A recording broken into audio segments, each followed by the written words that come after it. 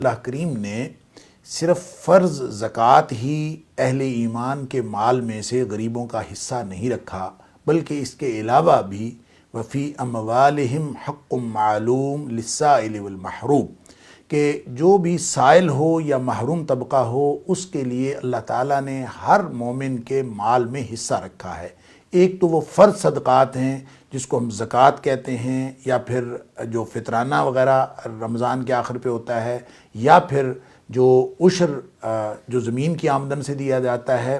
اس کے علاوہ بھی خیرات کرتے رہنا اور خیرات میں بہت بڑھ چڑھ کر حصہ لینا، یہ شریعت اسلامیہ کے بنیادی احکام میں سے ایک حکم ہے۔ نبی اکرم صلی اللہ علیہ وسلم اس رمضان میں خیرات کو اور صدقے کو بہت زیادہ اہمیت دیا کرتے تھے۔ اما عائشہ صدیقہ رضی اللہ تعالیٰ عنہ فرماتی ہیں کہ اس قدر تیزی سے اور بہت زیادہ خرچ کرتے جس طرح ایک تیز آندھی ہوتی ہے۔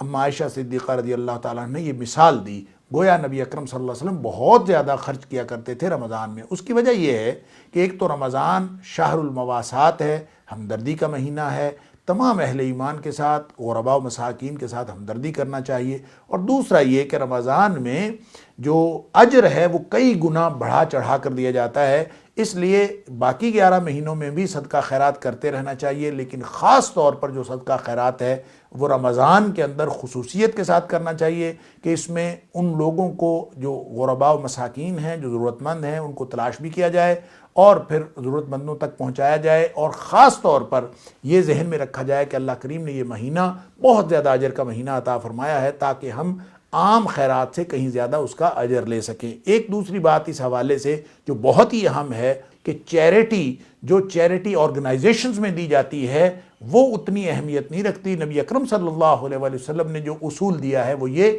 ابدأ بمن تعول،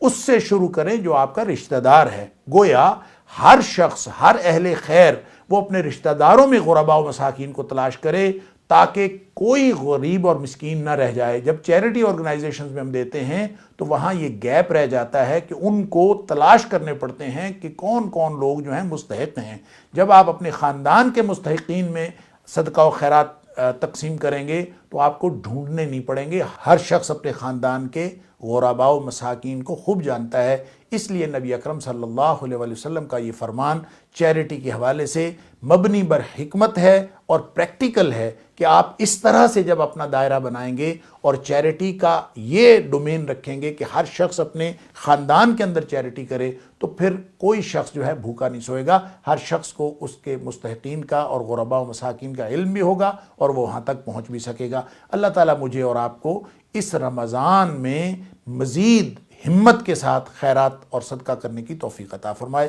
السلام علیکم ورحمۃ اللہ وبرکاتہ۔ أهلا وسهلا يا رمضان، شهر التوبة والغفران، مرحبا بك رمضان رمضان، شهر الذكر والإحسان.